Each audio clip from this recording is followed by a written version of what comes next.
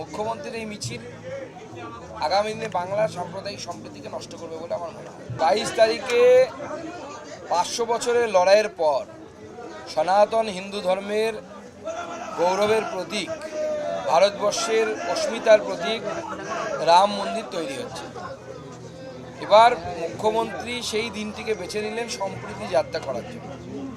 উদ্দেশ্য পরিষ্কার বোঝা যাচ্ছে, এর মাধ্যমে সাম্প্রদায়িক উস্কানি দিয়ে দাঙ্গা ভড়কানোর জন্য মুখ্যমন্ত্রী চেষ্টা করছে।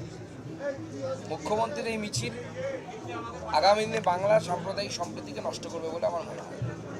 আর উৎসব মনে করে উনি যেন সেই দিন সরকারিভাবে ছুটি ঘোষণা করেন না, কমসে কম অর্ধ দিবস, যেদিন হিন্দুদের এত বড় একটি উৎসব হয়ে উৎসব মুখর দিন তৈরি হচ্ছে এবং প্রতি বছর এরপর থেকে হয়তো উদযাপন হবে।